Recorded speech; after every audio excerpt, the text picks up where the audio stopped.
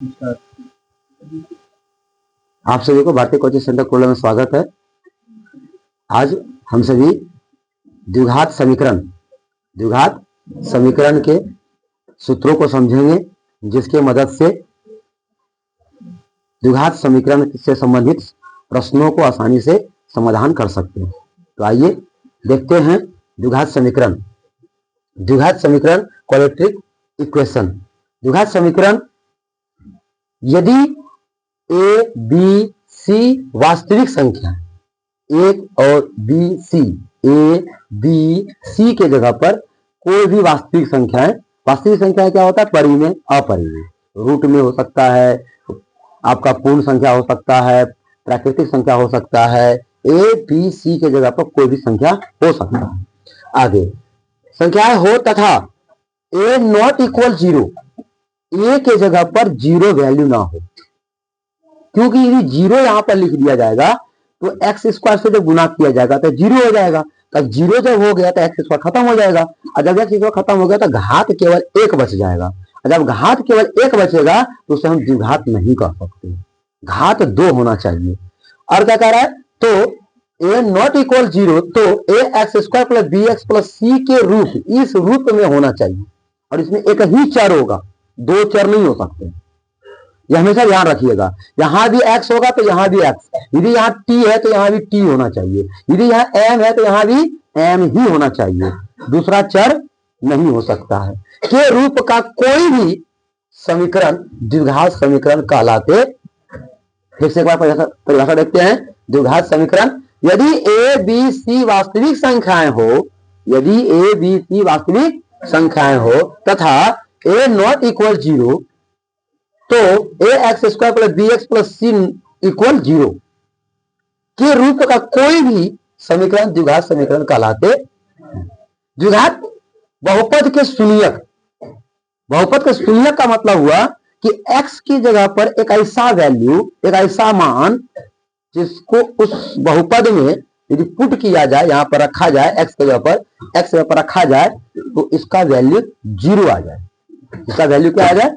0 आ जाए। जैसे कि देखिए x के वे वास्तविक मान जो द्विघात बहुपद A X square plus B X plus C के मान को शून्य कर देता है। यदि यहां पर कुछ ऐसा अंक, परिमेय अपरिमेय, यहां पर कोई मान आएगा, आपका वास्तविक संख्या आएगा, इसके यहां पर पुट कर देंगे तो वह हल जब किया जाएगा, सोल्यूशन जब किया जाएगा तो उसका मान क्या आएगा? 0 आ जाए। तो जब 0 कर दे तो जो मान 0 कर दे वही मान को द्विघात बहुपद का क्या कहते हैं? शून्यक कहते हैं। A X square plus B X plus C के शून्यक कहलाते हैं। शून्यक 2 होते हैं। द्विघात बहुपद के शून्यक कितने होंगे? एक अल्फा एक बीटा, मान लिया जाए कोई भी यहाँ पर अंक हो सकता है, अल्फा बीटा जगह पर कोई भी, कोई भी वास्तविक संख्या है, परिमेय अपरिमेय रूप में कुछ भी हो सकता है।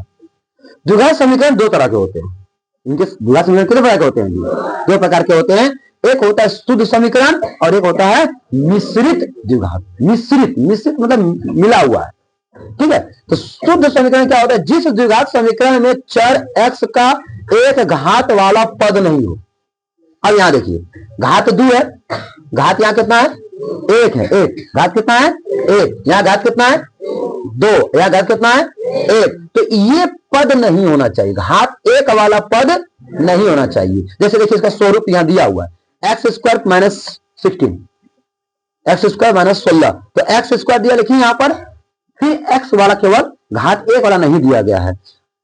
द्विघात यदि द्विघात समीकरण A X square plus B X plus C बराबर 0 में b बराबर 0 हो, b के जगह पर क्या होगा? जी, b के जगह पर यदि 0 लिख देंगे, यहां 0 लिख देंगे तो 0 को x से गुना करेंगे तो उसका वैल्यू x का खत्म हो जाएगा, 0 हो जाएगा। तो एक्स स्क्वायर सी बचेगा, एक्स स्क्वायर प्लस सी बचेगा। तो यही आपका क्या कहलाता है जी? शुद्ध समीकरण।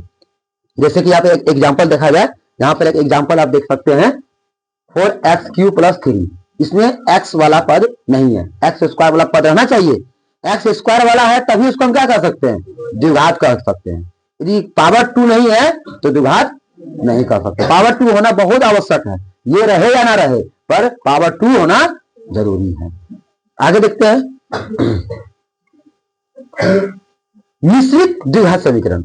जिस द्विघात समीकरण में चर x का एक घात वाला पद भी हो, घात 2 वाला भी हो और घात 1 वाला भी हो, जैसे कि ax² plus bx plus c, घात 2 भी है और घात 1 भी है।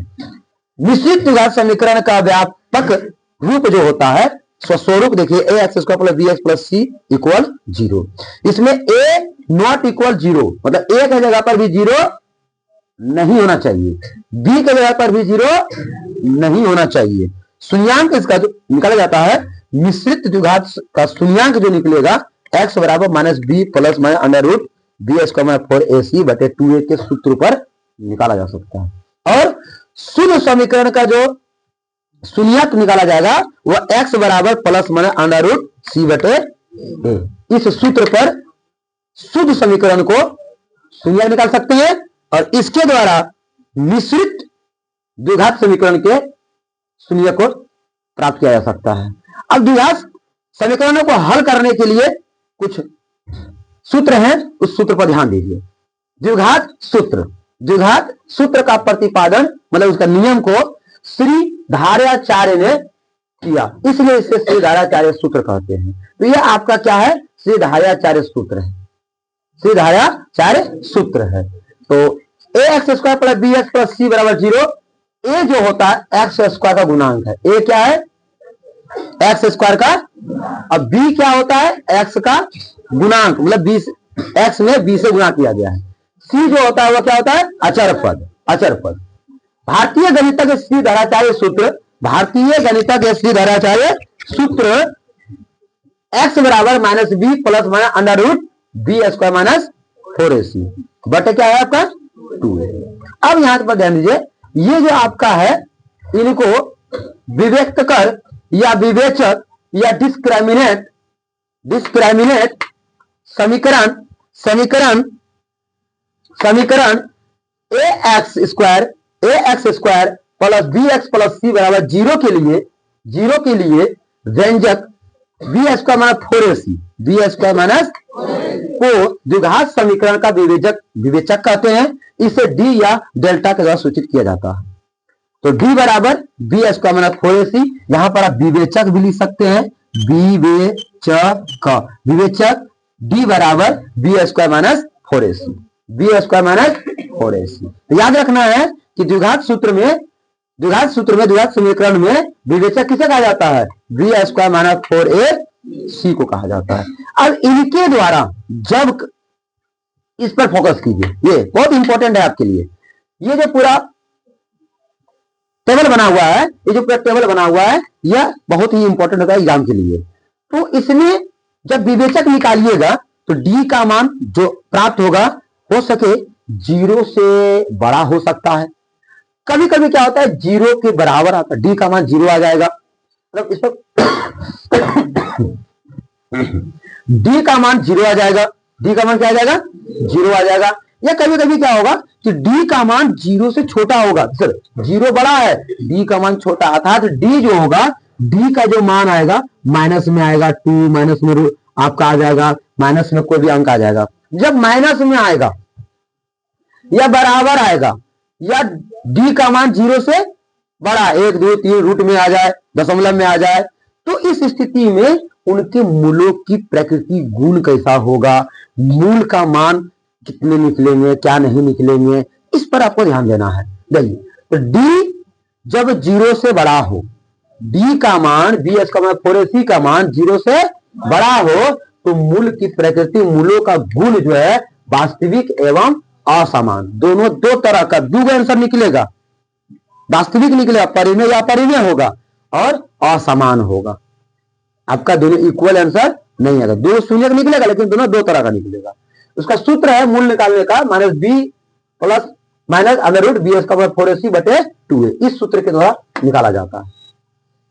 जब d का मान 0 हो, d 0 के बराबर हो, b² 4ac बराबर 0 हो, तो वो मूल की जो प्रकृति होगा वास्तविक होगा और मूल समान निकलेंगे, अर्थात दोनों आंसर जो मूल निकलेंगे, शून्यक निकलेंगे, वो दोनों एक ही जैसा निकलेगा, माइनस बी बटे 2a कोमा माइनस बी बटे 2a। और जब d का मान 0 से छोटा हो, d का मान जब विवेचक हल करिएगा, जब विवेचक निकालिएगा, तो जब डी का मान 0 आएगा, सॉरी 0 से छोटा आएगा, माइनस में आएगा, तो उसका कोई हल नहीं होगा, उसका कोई वास्तविक हल नहीं होगा, कोई उसका मूल नहीं निकलेगा, उसका आंसर ही आगे नहीं हो पाएगा। जैसा ही देख लीजिए कि डी का मान माइनस में दिया है, तो आपको यहां से आगे समाधान सॉल्व नहीं करना है, सवाल को आपको यहीं पर समाप्त कर देना है। अब जब यदि डी एक पूर्ण वर्ग हो, पूर्ण वर्ग मतलब पूर्ण वर्ग क्या होता है? एक को पूर्ण वर्ग कहा जाता है। 4, 9, 16, 25, 36, 49, 64, 81, 100, 121, इस तरह की जो संख्याएं होती है इसको क्या कहा जाता है? पूर्ण वर्ग कहा जाता है। जब यहां पर पूर्ण वर्ग डी का मान निकलेगा तो मूल असमान एवं परिमेय संख्या निकलेगा। उसका आंसर क्या निकलेगा? परिमेय संख्या। ऑब्जेक्टिव पर यह सब ध्यान रखिएगा सर, जब डी का मान एक पूर्ण वर्ग हो तो उसकी मान किस प्रकार निकलेगा? परिमेय अपरिमेय? परिमेय निकलेगा। जब डी का मान एक पूर्ण वर्ग ना हो, मतलब 1, 4, 9, 16 वर्ग के छोड़कर कोई दूसरा अंक होगा, तो उसका जो मूल निकलेगा असमान निकलेगा, अलग अलग निकलेगा और अपरिमेय संख्या रूट में रहेगा। आंसर क्या रहेगा? रूट में रहेगा। यह बात ध्यान रहे, इस पर आपका ऑब्जेक्टिव किया जा सकता है कि जब डी का मान पूर्ण वर्ग हो तो मूल कैसा निकलेगा? परिमेय। जब डी का मान पूर्ण वर्ग ना हो, पूर्ण वर्ग ना हो, तो उसका मूल कैसा निकलेगा? अपरिमेय निकलेगा। भैया बात ध्यान रहेगा। चलिए अब इसी से संबंधित अब हम लोग कुछ ऑब्जेक्टिव पर समाधान करेंगे अगले वीडियो में, तो आप बने रहिए। संबंधित कुछ ऑब्जेक्टिव सवालों पर ध्यान दिया जाए। इसे यहां पर देखिए, आपका द्विघात समीकरण 4x² plus 4x plus 1 equal 0 के मूलों की प्रकृति पूछ रहा है। प्रकृति मतलब सब गुण लक्षण पूछ रहा है, ये इसका मूल कैसा आएगा। तो इसको निकालने के लिए आप डायरेक्ट क्या करिए? विवेचक निकालिए। देखिए, मूलों की प्रकृति पूछे, मूलों की प्रकृति पूछे, मूलों की विवेचक पूछे, डी का मान पूछ दे, या बोला जाए कि बी इसका मान 4ac बराबर क्या होगा, विवेचक क्या होगा, इसका इस तरह से सवाल किया जाए तो इसको आप कैसे समाधान करिएगा, इस पर ध्यान दीजिए। जब इसका मूलों की प्रकृति पता करना हो तो डी बराबर b² minus 4ac, b² minus 4ac, इसको लिखना है, इक्वल देना है। b का मान जो है, ध्यान दीजिए, b का मान जो है, b का मान यहां पर ये है, b का मान ये है, c का मान ये क्या है? a का वैल्यू है। तो b के जगह पर कितना लिखा हुआ है? 4 का होल स्क्वायर, 4, a का वैल्यू कितना है? 4, c का वैल्यू कितना है? 1, तो 4 स्क्वायर, 4 का स्क्वायर कितना होगा? 16, 4 4 जा 16, तो 16 से 16 जब घटाएंगे तो क्या बचेगा? आपका 0 बचेगा। आप देखिए d का मान क्या है? d का मान क्या है? 0 के बराबर है। d का मान क्या है? 0 के बराबर है, अर्थात d का मान 0 आया। तो d का मान जब 0 आया, अब यहां पर ध्यान दीजिएगा, d का मान 0 आया है तो उसका हल क्या है सर? वास्तविक एवं समान, वास्तविक एवं समान। अब यही सेंटेंस देखिए इस ऑप्शन में कहां लिखा हुआ है? बी नंबर में है। कहां है आपका? बी नंबर में। वास्तविक एवं बराबर, वास्तविक एवं बराबर है, वास्तविक एवं, इसलिए आपका आंसर क्या होगा? बी नंबर होगा। आपका आंसर क्या होगा? बी नंबर होगा। समझ गए? तो आपका 71 नंबर का सवाल का आंसर क्या हुआ? बी। आपको कुछ मुख्य प्रश्नों पर आपको ध्यान दिया जा रहा है, बाकी बहुत सारा प्रश्न है, उसको आपने खुद से सॉल्व करना है। अब देखिए यहां पर द्विघात समीकरण ax² plus bx plus c बराबर 0, a नॉट इक्वल 0 में x का मान होंगे, x का मान होंगे। अब देखिए सर, आपका एक समीकरण है इस प्रकार का, देखिए यहाँ पर सूत्र ही दे दिया डायरेक्ट, ये आपका समीकरण दे दिया, ax² plus bx plus c दे दिया।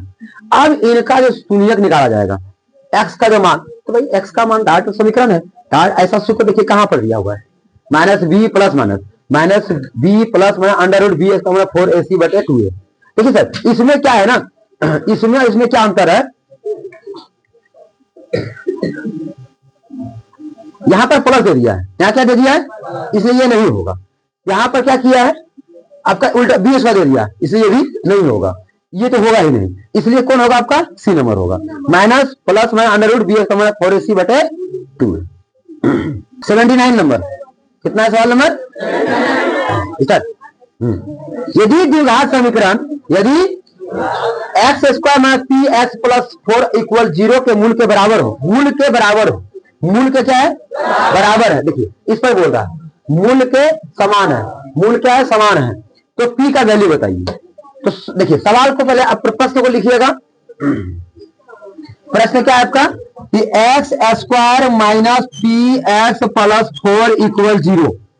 शर्त क्या बोल रहा है, मूल बराबर है, मूल बराबर है, बराबर। तो मूल बराबर किसका होता है, समान अर्थात बराबर, b बराबर 0, बी स्क्वायर माइनस 4ac बराबर 0। अब यहां b के जगह पर क्या लिखा हुआ है, p का होल स्क्वायर। अब यहां पर 4, a के जगह पर यहां क्या छिपा हुआ है, 1 छिपा हुआ है। c के जगह पर यहां क्या लिखा हुआ है, 4 लिखा हुआ है, बराबर 0। अब इसको हल करिए, माइनस 2 बार, जब माइनस माइनस 2 बार होता है तो माइनस माइनस क्या हो जाता है, प्लस हो जाता है, पी स्क्वायर 4 चौक 16 माइनस आ गया बराबर 0। अब पी स्क्वायर जो है इसमें रहेगा, माइनस में कहां जाएगा, पी बराबर प्लस में माइनस में स्क्वायर था यहाँ पर, तो इधर क्या आ जाएगा, रूट में हो जाएगा। तो पी का वैल्यू क्या आएगा आपका, पी का वैल्यू 4 आएगा, प्लस माइनस, एक बार प्लस में रहेगा और एक बार क्या रहेगा जी, माइनस में रहेगा। तो क्या नंबर में आया, बी नंबर में। तो यही आपका क्या हो गया आंसर, 79 का कितना नंबर होगा, बी नंबर। चलिए अगले प्रश्न पर ध्यान दीजिए। यदि 80 नंबर क्वेश्चन ठीक है। यदि द्विघात समीकरण P x square plus 4x plus 3 बराबर 0 के मूल बराबर हो तो पी का मान, देखिए मूल बराबर है, फिर वही बात, मूल क्या है जी, बराबर है, मूल क्या है जी, सवाल पर ध्यान दीजिएगा। P x square plus 4x plus 3 बराबर 0, प्लस 3 बराबर 0। तो अब मूल बराबर है, मूल बराबर, शर्त क्या है आपका, शर्त है कि भाई मूल बराबर है, शर्तें क्या है, मूल बराबर है। इस पर ध्यान दीजिए, इस सेंटेंस पर ध्यान देना है। तो अब जो बराबर है उसका सूत्र लिखना है, बी एस का माइनस 4ac बराबर 0। अब बी के जगह पर क्या है, बी के जगह पर क्या है आपका 4 का होल स्क्वायर 4, ए के जगह पर क्या है, ए के जगह पर p, और सी की जगह पर क्या है, सी की जगह पर क्या आपका 3 इक्वल 0। अब देखो 4 का स्क्वायर 16, 4 तिया 12, p बराबर 0। प्लस में तो कहां जाएगा, माइनस 16, तो p बराबर ध्यान दीजिएगा माइनस 16 बाय माइनस 12। अब माइनस कट गया और कोने सा अंक है, कॉमन है, जो दोनों को टेबल में आता है। तो 4 है, 4 3 जा और 4 4 जा, तो p बराबर क्या आया 4/3, 4/3 कितना नंबर में आपका, बी नंबर में। तो 80 का कितना नंबर हो जाएगा, बी होगा, 80 का कितना होगा, बी होगा। चलिए आगे देखिए 81 प्रश्न नंबर, इनमें कौन द्विघात समीकरण नहीं है, कौन द्विघात समीकरण नहीं है। सर इस पर ध्यान दीजिए, ऐसा सवाल आपको बहुत सारा आ सकता है एग्जाम में, जो कि देखिए 2020 में पूछा भी गया है। तो द्विघात समीकरण नहीं है, द्विघात समीकरण किसको नहीं कहेंगे, जब समीकरण का घात x का घात 2 नहीं होगा तो द्विघात समीकरण नहीं होगा। घात 2 रहना चाहिए, अर्थात पावर 2, पावर कितना होना चाहिए, 2 होना चाहिए, पावर कितना होना चाहिए, 2 होना ही चाहिए। आइए देखते हैं। अब देखिए प्रश्न पर ध्यान दीजिएगा, एक्स स्क्वायर है, यहां भी एक्स स्क्वायर है, यदि प्लस से माइनस में लाएंगे तो 2x स्क्वायर में से एक एक्स स्क्वायर चला जाएगा, तो फिर भी एक एक्स स्क्वायर बचेगा, अर्थात घात 2 है, तो द्विघात समीकरण है, ये द्विघात समीकरण है। अब इस पर ध्यान दीजिएगा, इसको सॉल्व करना पड़ेगा सर, सॉल्व भी करना पड़ता है। सॉल्व कुछ इस प्रकार से करना पड़ेगा कि बी नंबर जो ऑप्शन है x cube minus x square equal 1 minus 1 का whole cube, x cube minus x square बराबर, सही है, इसको हल कीजिए, ये आपका हल करना पड़ेगा, ए माइनस बी का होल क्यूब, एक्स का होल क्यूब माइनस 3 एक्स का square into 1 plus 3 x 1 square minus 1 का होल स्क्वायर माइनस 1 का whole cube, whole cube, whole cube.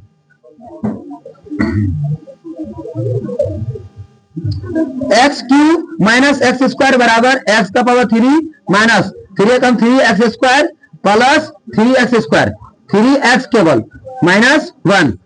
अब ये प्लस से इधर लाएंगे, x cube minus x square minus x cube, minus में इधर क्या हो जाएगा, प्लस में हो जाएगा, प्लस में तो कहां जाएगा, माइनस में जाएगा, माइनस में तो कहां जाएगा, प्लस में 1 बराबर क्या बचा 0। एक्स क्यू क्या हो गया, कट गया। अब 3 में एक चल जाएगा, कितना बचेगा? 2x² माइनस 3x प्लस 1 बराबर 0। यहाँ घात कितना है? 2। घात कितना है? घात कितना है? 2। अर्थात ये द्विघात समीकरण है, ये द्विघात समीकरण है। ए भी द्विघात समीकरण है और आपका बी भी क्या है? द्विघात समीकरण है। अब सी नंबर ये देखा जाए तो ये भी आपका द्विघात समीकरण में होगा, ठीक है। अब डी नंबर आपका क्या है? द्विघात नहीं होगा, इसलिए आपका क्या होगा? डी नंबर नहीं होगा। इसको हल करके दिखाना पड़ेगा। अब हल करने के लिए जो देखिए सी नंबर भी हल कर सकते हैं, x प्लस 3 का होल क्यूब। ऐसा बहुत सारा प्रश्न होता है जो सबको हल करना ही पड़ेगा, बिना हल किए आप अंदाजे टिक नहीं कर सकते हैं। देखिए a प्लस बी का यहाँ पर स्क्वायर है सर, स्क्वायर है। a प्लस बी का होल स्क्वायर, x का होल स्क्वायर प्लस हम लोग का 2 इंटू एक्स इंटू 3 प्लस 3 का होल स्क्वायर बराबर, इनको इनसे मल्टीपल कर दीजिए, इनको इनसे मल्टीपल कर दीजिए। अब एक तरफ लाइए, 6x प्लस 3 का square 9 minus 3x square minus तो प्लस में बराबर 0, बराबर 0। अब 3 में एक दिया, कितना बचेगा? 2x स्क्वायर और प्लस 6x प्लस 6x। अब 15 9 कितना हो गया? 24 बराबर 0। देखिए घात कितना है? 2। घात कितना है? 2। अर्थात ये भी द्विघात में है, ये भी द्विघात में है, ये भी द्विघात में है, ये भी द्विघात में है। तो अब ऑप्शन में डी बचा, तो ये भी डी में क्या होगा? द्विघात नहीं होगा। एक और तरीका देखिए, 2x स्क्वायर है, अब √2x का जो होल स्क्वायर तोड़िएगा तो 2x स्क्वायर आएगा। √2 का होल स्क्वायर तोड़िएगा 2 बचेगा, आइए x स्क्वायर, x पर स्क्वायर। तो ये जब 2x है, जब इधर 2x इधर आएगा तो प्लस से माइनस में होगा, 0 हो जाएगा। इसलिए डी ही जो होगा आपका द्विघात समीकरण नहीं होगा। 82 देखिए, 82 देखिए, ये भी आपका द्विघात समीकरण है कि नहीं पूछ रहा है। द्विघात समीकरण है या नहीं है? देखिए यहाँ पे x का पावर 3 है, जैसे ही आप x का पावर 3 देखिए द्विघात समीकरण नहीं है। अब ये प्लस माइनस में कटेगा भी नहीं, क्यों? क्योंकि एक्स स्क्वायर होगा, एक्स स्क्वायर होगा। जब यहाँ पावर 3 है तो द्विघात समीकरण नहीं है। अब देखिए यहाँ पे एक्स स्क्वायर है, यहाँ पर एक्स स्क्वायर है, तो ये आपका द्विघात समीकरण होगा। ये एक्स का पावर रूट में दिया है, तो ये तो बहुपद ही नहीं है। जब 4 रूट में हो तो बहुपद ही नहीं है। ये भिन्न में है तो बहुपद ही नहीं है। जब बहुपद नहीं है तो द्विघात भी नहीं है, जब बहुपद नहीं है द्विघात भी नहीं है। इसलिए बहुपद नहीं है, द्विघात नहीं है, बहुपद नहीं है।